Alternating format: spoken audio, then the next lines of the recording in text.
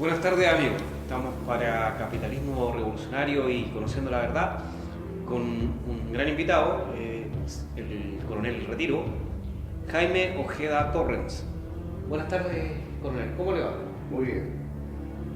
Sebastián. Buenas tardes, coronel. Vinimos a entrevistarlo por todas estas cosas que se han estado ocurriendo. Vimos esto que pasó en el Chilevisión. Por primera vez un oficial procesado en el caso Caravana de la Muerte, que participó enterrando los cuerpos de 15 personas después de presenciar los fusilamientos, habla con un medio de comunicación a días de que la justicia dicte la sentencia que podría condenar a cárcel al excomandante en jefe del ejército Juan Emilio Cheire.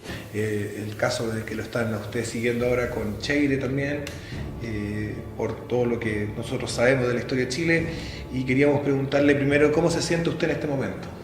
Bastante bien y con muchas ganas de seguir luchando por la verdad, por la justicia y en contra de la izquierda que ha destruido no solamente a Chile y ha sido tradicional destruir los países donde ha gobernado. Bien, y entonces usted está tranquilo en el sentido que usted siente que a nivel de conciencia usted siente que es inocente de todas las cosas que se le acusan, etcétera, o tiene algo que... Absolutamente inocente, y me da lo mismo lo que haga el juez si me condena, porque mi conciencia está tranquila, y la conciencia de ese juez si me condena no va a estar tranquila. Perfecto.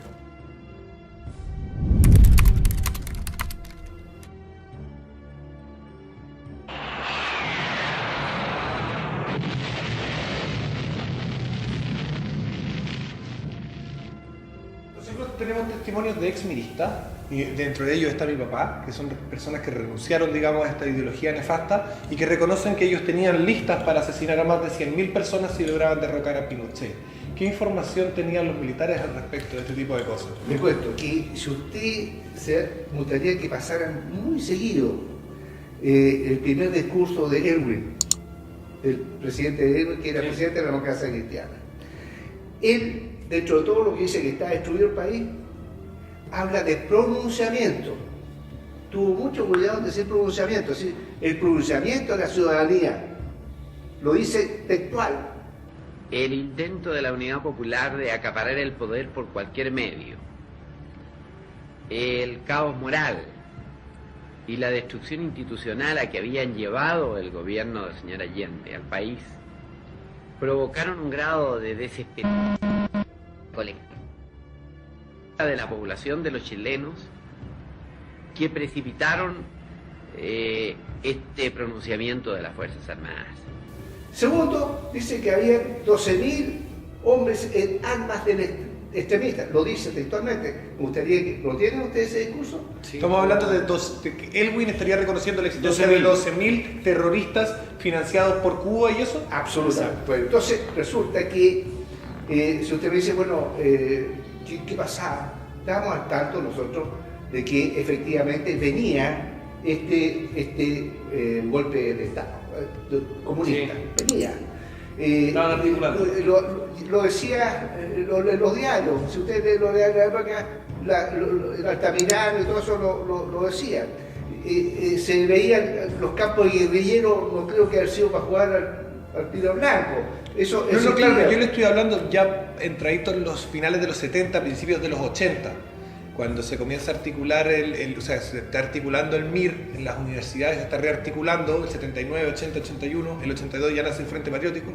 Estos grupos decían, derrocamos Pinochet y después tenemos que matar a estas 100.000 personas que son tales oficiales, tales empresarios. Después de que estoy hablando del 79, 80, 81. Ah, ya, se está rearticulando el MIR y se está fundando el Frente Patriótico, y ellos dicen que, las personas que han renunciado a estas organizaciones... Déjeme terminar el punto. Las personas que han renunciado a estas organizaciones han reconocido que tenían listas de más de 100.000 personas que querían asesinar entre oficiales y empresarios y otro tipo de personas.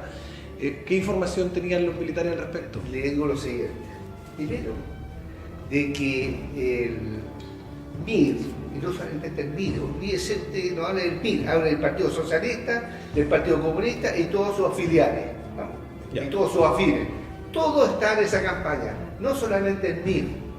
Cuando dice usted, uno está en habían dos tipos de actores aquí, los intelectuales, todos estos que arrancan primero cuando se producen estos problemas, los comunistas, socialistas intelectuales, que planificaban, y los actores materiales, que eran los soldaditos que ponían las bombas y tenían la misión de asesinar a los actores. Afortunadamente, se creó la DINA y se creó la CNI, porque si no hubiese existido la DINA y la CNI, habríamos tenido lo que pasó en Perú con Sendero Luminoso. Eso de que el país estuvo en el suelo económicamente, bombardeado por todos con estos extremistas, y esa situación habíamos vivido nosotros si no hubiese sido gracias a la CNI y la DINA. Ahora, ¿cómo pintan a la CNI y a la DINA? La pintan como organizaciones que hacían de un cuanto hay, criminales, etcétera, etcétera. Perdón, la DINA y la I enfrentaban sí a criminales y tenían que tratar en una guerra. Sí. Una pregunta.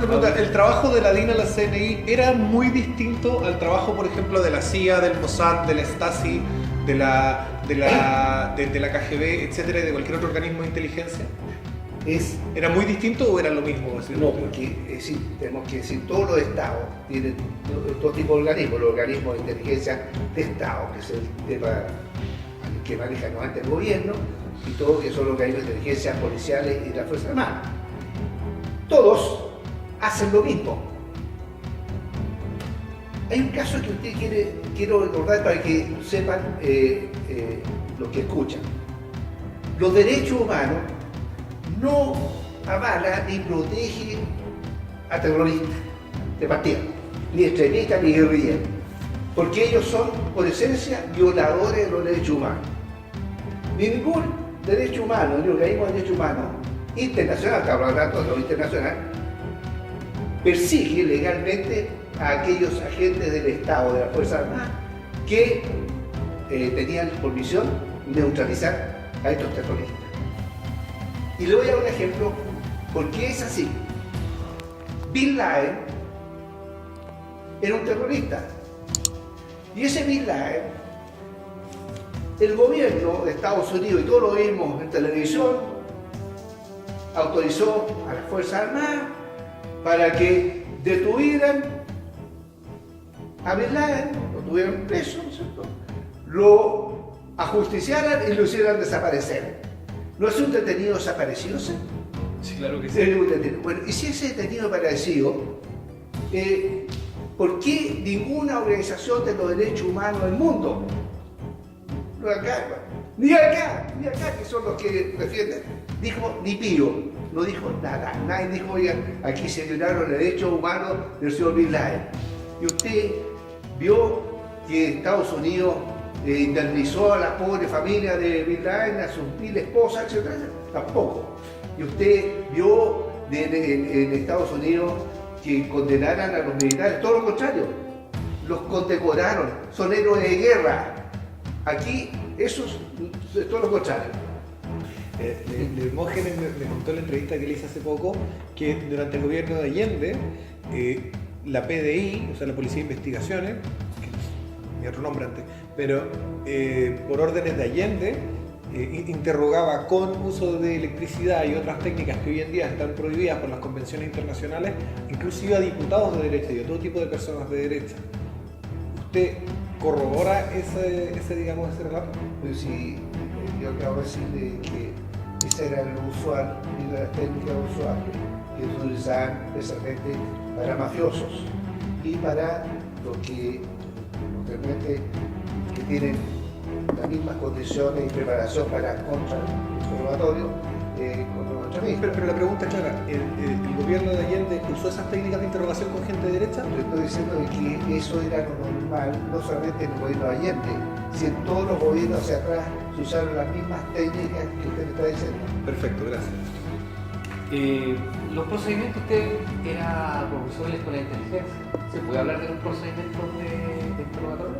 Bueno, conforme a la necesidad del momento, el ejército empezó a preparar gente para hacer interrogatorio, porque no estaban preparados para interrogar, y solamente por lo que le enseñaban la gente de carabineros y de investigaciones que eran expertos en interrogatorio. Por lo tanto, había un ramo que se llamaba técnica de entrevista e interrogatorio, y ahí se usaban las técnicas profesionales y mucho más amigables, podríamos decir, para obtener, y más inteligentes, para obtener la información de los terroristas, o si había un espía enemigo, ¿no es cierto?, saber interrogarlo. Es que Matías hace que no es lo mismo que interrogar a un mafioso, a un terrorista o un espía, ¿no es cierto? Está preparado para enfrentar el interrogatorio a interrogar a un ladrón, a un... ¿Se entiende? Lo que se usaba, lo que era usual es lo que se hizo en los organismos de inteligencia durante el gobierno militar. ¿Se fusilaron solamente terroristas? Se fusilaron terroristas. Ahora le voy a contar lo siguiente. Si usted le pregunta a un cirujano después de haber jubilado, le dice, oye, ¿cuántas gente inocente usted por equivocación o cometió un error murió? Tiene que tener siempre un porcentaje, un 10%. Margen de error. Margen de error. Bueno, en estas actividades también se mueve el factor de error. Es decir, resulta que estos terroristas no se escondían en el barrio alto, se escondían en la Vincoya y en todas estas poblaciones y usaban de escudo a la gente pobre. Entonces, como se escondían en estas poblaciones, ¿dónde iban los organismos de seguridad a buscarlos? Ahí. ¿Y dónde estaban ellos? Bueno, para operar. Normalmente cuando operan, algún daño se hace a los órganos que están cercanos. Bueno, ahí también caían inocentes por culpa de que ellos usaban cobardemente a gente pobre como escudo, usaban sus casas para esconderse. Bueno, con sus historias. Vemos hoy en día como la CAM y otros grupos terroristas que hoy en día existen en Chile usan niños como escudos humanos. Bueno, lo que usted debe saber es que la CAM y todos estos organismos extremistas, terroristas de Araucano, siguen el mismo modelo de los terroristas nuestros. Los que le enseñan a ellos a actuar todas estas operaciones inteligentes que hacen, que no los pueden pillar, son técnicas que aprendieron en Cuba nuestros terroristas comunistas.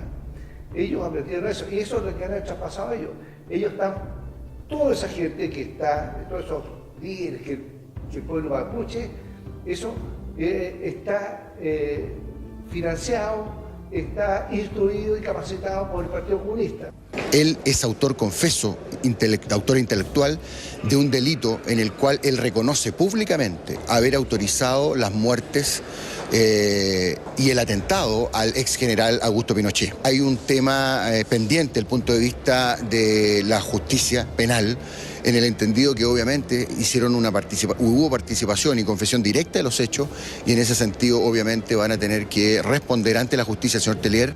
El Partido Comunista pone sus abogados también para defenderlo. Es decir, los abogados, los derechos humanos no están para defender al Macay, a la familia, sino que está para defender a los... ¿Por qué el Partido Comunista sobrevivió? ¿Por qué se dejó por parte del gobierno militar que no se radicó? Porque no tenga presente usted que era más terrible el Partido Socialista con Altamirano que el Partido Comunista. Carlos Altamirano, que era probablemente el más exaltado de los elementos del gobierno de la Unidad Popular, le confesó a la periodista Patricia Pollicer en un libro que se llama Altamirano, cómo era la distribución de los elementos armados que tenía cada partido de la Unidad Popular. Y de esa cuenta uno saca la conclusión de que ellos tenían unos 10.000 hombres en armas. Es decir, si usted estudia desde atrás, ahora se lo resto papeles, pero Altamirano, el Partido Socialista, en general, todo, y eso que quede claro, el Partido Socialista era el que encabezaba a toda la izquierda para la vía armada, para tomar el poder por las armas, el Partido Socialista. Liderado, tenía infiltrado la armada a todo el mundo. El Partido Socialista en todo, todos sus militantes eran potenciales extremistas, ya sea intelectuales, los que planificaban, o operadores. Por tanto, cuando dicen, no, si yo era miembro del Partido Socialista, sí, era miembro.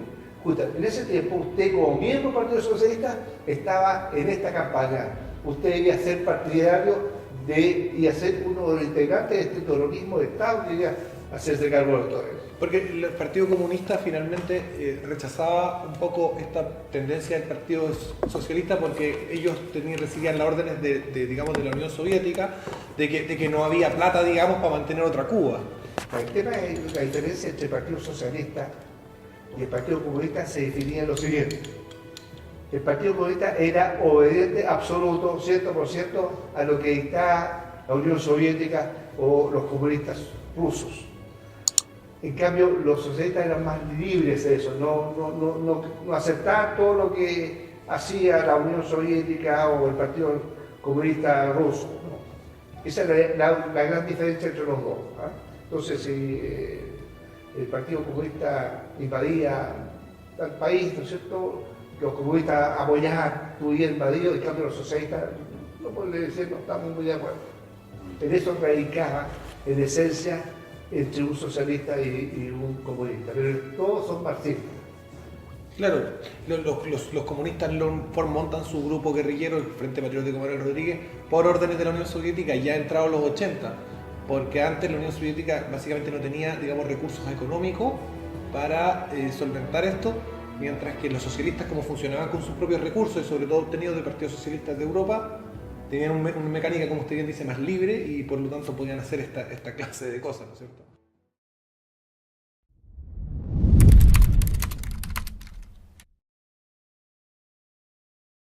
Esto es como una historia que se inicia cuando el helicóptero llega a La Serena y termina posteriormente cuando se entrega el mando a los medios de comunicación. Pero en esas 3 horas en que ocurrieron estos hechos y donde finalmente termina con la muerte de las 15 personas, estas 3 horas estaban en conocimiento de aquellos que componían el regimiento de La Serena. Señor Ojeda, ¿cuál es la vinculación que usted tiene por el caso Caravana de la Muerte, específicamente en La Serena, donde se vincula con 15 muertos, y de relatos que dicen haberlo visto usted y hacen mención a sus rasgos físicos? ¿Qué puede decirnos al respecto de esto? Mire, lo único que puedo decir es que jamás torturé, no era mi incursión. Lo único que me sorprendió es que aparecieran estos personajes que dijeran que me habían reconocido por los ojos, etcétera, etcétera, como a General Pinochet por la voz y la boca, qué sé yo. La verdad es que esos personajes que aparecen denunciando, no le quepa la menor duda, o son fanáticos comunistas que obedecen al Partido Comunista para que actúen de esa forma, o son financiados, pero muy posible de que esos se van a querellar conmigo con el fin de lograr, ¿no es cierto?, una indemnización millonaria por haber sido torturados según él. Así que eso es una estrategia del Partido Comunista de preparar a esta gente para que actúe como testigos falsos a fin de lograr beneficio, porque no me cabe la menor duda que esa familia que recibió 100 millones de pesos por indemnización, parte de ese 100 millones de pesos va al Partido Comunista y parte de eso va a los abogados del Partido Comunista. Por lo tanto, este es un negociado tripartito: la familia, los abogados y el Partido Comunista. Había una acusación que a mí no me pareció grave, pero que se hace, en la que dice una de las personas dice que en un momento cuando estaba detenido se le sacó el paño que le tapaba los ojos y que él lo vio directamente a usted golpearlo con golpes de pies y puños. Me imagino que en una situación, ¿no es cierto?, estaba recién realizado el pronunciamiento, golpe o como le quieran decir, siempre digo las 3 cosas. En esa situación, en ese momento de detención, era algo normal, ¿no es cierto? ¿Usted golpeó con puños y pies a alguna persona detenida en alguna situación? Mire, todo lo que se dice es falso. Bueno, ¿usted no golpeó con puños ni pies? Absolutamente no. Es falso. Por eso le insisto, todo esto es una maniobra teatral, ¿no es cierto?, con fines de lucro, no le quepa la menor duda, y que el negociado que viene del Partido Comunista y de las organizaciones de derechos humanos es ya terminaron con los desaparecidos, los ejecutados, van a partir con los que fueron interrogados, torturados. Entonces van a ir un montón de torturados. Está la palabra de los torturados y la palabra de quienes dicen que no los torturaron. Pero como el juez y como los jueces, según el ministro, yo le creo al ministro, que estamos llenos de jueces de izquierda y del Frente Amplio, no le quepa la menor duda que vamos a llevar toda la perder porque le van a creer justamente al que dice que lo torturaron y que es de la ideología del juez. Carroza, es cierto, en los juicios anteriores, condena por relato y ficción.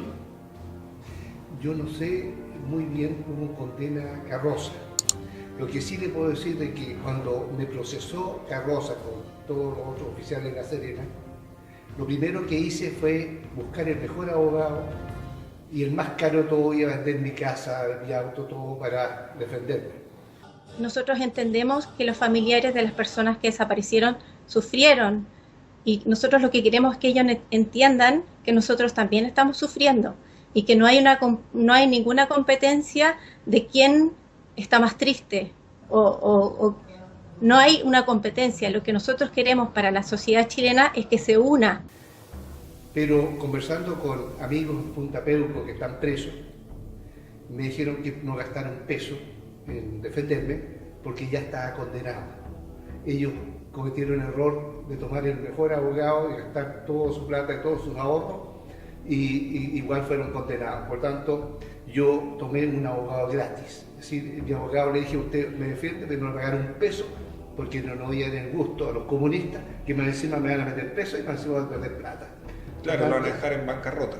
Además, eso es decir, no vale ese gusto. O sea, viéndolo como usted lo plantea, quiere decir que ya se considera que va a ser culpable. Claro, pues si conforme a la jurisprudencia y conforme a cómo juzgan todos los jueces, no sé cómo irá a juzgar esta vez Carroza, pero por jurisprudencia estamos condenados todos los que estamos procesados. Usted dice que no tienen presunción de inocencia, digamos. No hay nada. Están ya los fallos definidos y escritos por los abogados porque los que escriben los fallos son los abogados de los derechos humanos. Esos abogados son los que le hacen el trabajo a las secretarias, a los actuarios y preparan todo el tema en ese punto. No es que haya habido, no. Es conforme a las indicaciones y las orientaciones del Partido Comunista y de las organizaciones de derechos humanos afines al Partido Comunista. ¿Usted cree que Emilio Cheire Espinosa es gran responsable de la politización del ejército? El general Cheire es uno de los generales más brillantes que ha habido en el ejército. Eso sin lugar a dudas, más que el jefe. Le tocó un periodo difícil, pero cometió un grave error. Era el dicho nunca más y pedir perdón por el ejército. Nunca más una crisis política que nos llevó a la división. Nunca más la incapacidad para controlar esa crisis. Nunca más sectores que indujeron al ejército a actuar. Eso es inaceptable, porque el ejército nunca debe pedir perdón por cumplir con su deber. Y lo que hemos hecho en el ejército, desde el 11 de septiembre hasta cuando entregamos el gobierno, y hasta ahora, y siempre va a ser, vamos a cumplir con nuestro deber de salvar a la patria. Por lo tanto, el nunca más está equivocado. Siempre el ejército va a actuar cuando la patria se ve amenazada externamente o internamente, que fue en este caso. Y jamás va a pedir perdón por hacerlo. Y lo va a hacer muy bien. Y ustedes saben que nuestro ejército nunca ha sido vencido. Siempre venció. Hay gente que dice que Cheire tendría como una especie como de saltos en la corte, digamos, por su participación en los gobiernos de la República de la Concertación, por la buena onda, digamos, que tuvo con la gente en esa época. ¿Usted cree que él pueda tener si es que condenan, porque como usted dice, parece que la condena está segura, cree que va a tener una condena menor o probablemente no la tenga debido a estos saltos en la corte? Me gustaría estar puesto el juez Carroza, porque aquí el juez Carroza se juega su carrera con Cheire. Porque a Cheire lo odian o le tienen rechazo, ¿no es cierto?, digamos, la familia militar, la derecha dura, el pinochetismo, por lo que usted estaba comentando, y la izquierda más dura también por militar, y solamente, entonces, pero tiene gran apoyo de lo que es la izquierda, digamos, más comillas moderada, ¿no es cierto?, tiene gran apoyo del PPD, el Partido Socialista, etcétera. Entonces, ¿a usted no le parece que puede haber un trato injusto finalmente por esa situación en el juicio que ustedes dos enfrentan? Que no haya un trato igualitario, que no haya una valoración igual de las pruebas, de lo que sea. Hay varias hipótesis. La primera hipótesis es que condenen a todos los oficiales que no seamos Cheire, porque no tuvimos el mejor equipo de abogados, ni tuvimos apoyo del Partido Socialista, ni el PPD, ni mucho menos. No hay ningún estándar internacional. Lo que está haciendo la presidenta es tratar de vengarse. Lo que quiere ella es vengarse de gente que ya está detenida. Primero está presa, mal juzgado, y ahora viene la venganza. La otra hipótesis es que el juez sea tan valiente y reconozca que ningún oficial del regimiento es culpable de un hecho, y eso está claro, y su conciencia lo va a tener claro. Y tercero, de que condene a Cheire y no deje libre a nosotros, lo que es básicamente prácticamente imposible. Pero hay un factor que es fundamental entender. Si el juez demuestra, pero en forma con evidencias concretas, de que nosotros sabíamos que la ejecución era ilegal, tiene toda razón para condenar. Pero la única cosa que el juez no puede demostrar, y lo va a tener que demostrar con falsedad, de que yo y todos los oficiales del regimiento teníamos la certeza de que se estaba cometiendo un delito y que no se estaba cumpliendo con la ley al ordenar el funcionamiento por los tribunales de justicia. ¿Usted tiene algún conocimiento o en su conocimiento qué cosa, qué participación, qué actividades había realizado Cheire en esa misma época, en ese mismo escenario, digamos? Cheire en ningún momento tuvo acciones operativas, jamás. Nunca. Siempre se le dio el papel de ayudante y lo hizo muy bien. Incluso fue el brazo derecho del intendente, la parte política, porque usted debe saber que Cheire no por casualidad lo han nombrado en cargos importantes. El último cargo al cual lo echaron, el cargo del Estado, que era el tema de la, ¿cómo se llama? Con las elecciones.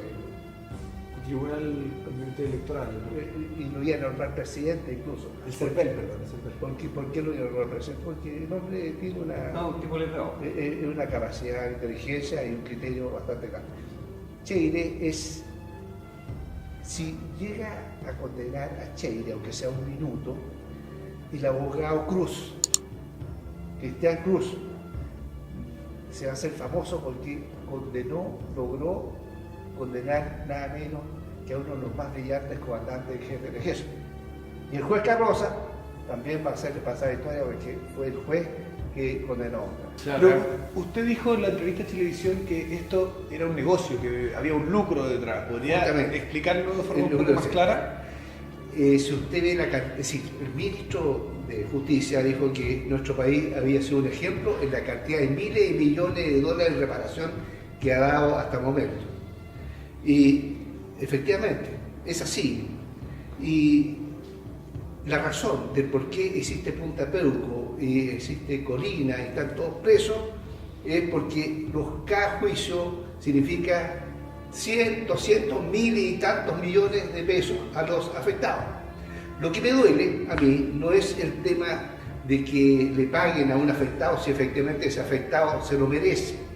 Podría haber sido la señora Juanita que en una operación de inteligencia la confundieron con un comunista o con un extremista o con un terrorista. No sé. Pero en el fondo lo que me duele es que a quienes indemnizan eran ex-terroristas, incluso los mismos parientes y de los mismos trabajos o del mismo equipo de los que asesinaron al senador Guzmán y aquellos mismos que pretendían tomar el poder por las armas. Entonces, a mí me duele que esa gente reciba reparación cuando ellos debieron reparar al país por el daño que causaron mientras estuvieron gobernando y por el daño que iban a causar en caso de que se hubiesen tomado el poder por las armas conforme se lo ordenó Fidel Castro.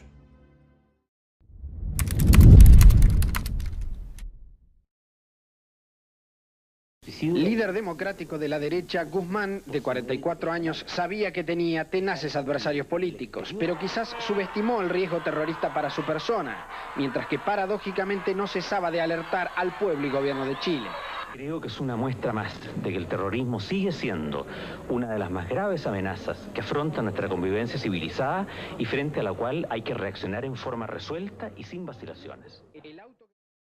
Y es que por venganza mataron a Jaime Guzmán, pero se dieron cuenta de que la venganza es mal negocio y el montaje es mejor negocio, creo yo. Es más lucrativo demandar y encarcelar y sacar indemnización. Con respecto a Jaime Guzmán, usted tiene que tener claro, de todos los políticos que habían en esa época, el único y el político más brillante de los independientes y de la derecha era Jaime Guzmán. El Partido Comunista y los extremistas dijeron, si tenemos vivo a Jaime Guzmán, nos va a ser muy difícil lograr nuestro objetivo de venganza y de lucro, porque él nos va a recordar de una memoria, nos va a hacer tira. Por lo tanto, matando a Jaime Guzmán, sacaba la UDI, sacaba la Revolución Nacional y sacaba todo porque ya no tienen, la derecha no va a tener un político brillante como era Jaime Guzmán. Por lo tanto, asesinaron al pez más gordo que tenían los independientes y la derecha. Por lo tanto, eligieron bien, porque usted ve los políticos que tenemos en la UDI, la derecha en este momento, los jóvenes, esos jóvenes, como el señor... ¿De los de ahora o de el Katz, Felipe Katz. Felipe Katz y el otro. José Antonio Katz. Felipe Katz. No, Felipe Katz es el uno. El otro es José Antonio Katz. Sí, Felipe Katz, el joven. No sabe o no está informado de que no habría existido él, no habría nacido si hubiese habido un pronunciamiento militar. ¿Por qué? Porque su mamá habría sido violada por los extremistas y su papá pasaba al paredón, como decían ahí a los derechas, al paredón y a las mujeres al colchón. ¿Qué es cierto en que Bachelet haya sido esto comandante Claudia, que era como un terrorista, que era del MIR y todo eso que se habla? ¿Es cierto eso? Bueno, esta señora, sin lugar a duda, igual tiene doble vía. Era terrorista, participaba de todas estas organizaciones del Partido Socialista y tenía una garantía. Era hija de un general de la FARC, por lo tanto estaba blindada, cualquier cosa. Pero es tan triste para los militares ver que quienes traicionaron a la Pacha en este momento tienen monumentos, son homenajeados. ¿Qué me iba a imaginar yo de que Carlos Prat González iba a ser homenajeado? Incluso le iban a colocar el nombre de una unidad militar al principal traidor del país y del ejército de Chile. ¿Usted qué me iba a imaginar que el señor Bachelet, que estaba a cargo de todo lo que era alimentación en el tiempo de la Unión Popular, ese vendido al partido, un general socialista, es decir, se supone que un militar no tiene partido político, pero era socialista, que ahora está siendo homenajeado en las Fuerzas Aéreas, tienen sus cuadros, etc. Hay cosas que uno dice, si hubiesen dicho que eso iba a pasar, no lo habría haber creído, de que Allende tiene un monumento en la Plaza de la Constitución y que fue el principal... Es decir, eso son cosas de lo que hemos vivido en la historia, lo que hemos vivido en la historia, vemos cómo puede ser esto, es decir, esto es algo imposible. Si me lo hubiese explicado antes, no lo puedo creer. La presidenta Bachelet firmó un acuerdo con organismos internacionales y el móvil que comprometería a Chile a legalizar la pedofilia en los próximos años. Sería un compromiso que habíamos adquirido internacionalmente, derogar cierto artículo penal que prohíbe a los homosexuales tener relaciones con menores de edad. Eso es real y lo hemos sacado a la luz en unos programas hace poco. ¿Qué tipo de acción vamos a tomar los chilenos en este momento frente a un tipo de tiranía y de violación de nuestra soberanía que no se manifiesta en lo económico como fue en tiempo de Allende, que era el hambre, las colas, sino que es más sutil y es más subterráneo? Yo lo siento así, mire, todos estos movimientos, por ejemplo el movimiento feminista, de homosexuales, etcétera, etcétera, están bien. Hay que luchar por los derechos, tienen sus derechos, todo esto de tener una vida ahí, etcétera, etcétera. Pero ¿dónde está el problema? Cuando se mete el comunismo ahí. Entonces lo que viene siendo una obra positiva, entra el odio. Toda esta odiosidad que se ha creado y contaminado buenas ideas han sido porque el comunista goza, porque ustedes saben que la esencia del Partido Comunista es crear el odio, la división, el conflicto, para llegar a ello a la síntesis. La pregunta importante en este contexto, es lo que me preocupa a mí, lo personal, los mandos, los altos mandos, las cabezas, ¿están politizados o siguen siendo fieles republicanos como ha sido la tradición de nuestras Fuerzas Armadas? ¿Cómo lo ve? Afortunadamente, General Pinochet no mezcló a las Fuerzas Armadas con política, es decir, las mantuvo en los cuarteles y cumplieron funciones de cuartel siempre. Por lo tanto, y ha seguido la tradición. En este momento los mandos son absolutamente apolíticos, salvo los comandantes en jefe, que son elegidos con mucho cuidado, como eligen a los jueces. ¿Cómo eligen a los jueces que son ministros de la Corte Suprema? Es la misma forma como eligen a los comandantes en jefe. Por eso es que los comandantes en jefe que hemos tenido no han tenido la capacidad de poder defender al ejército en retiro que está siendo atacado.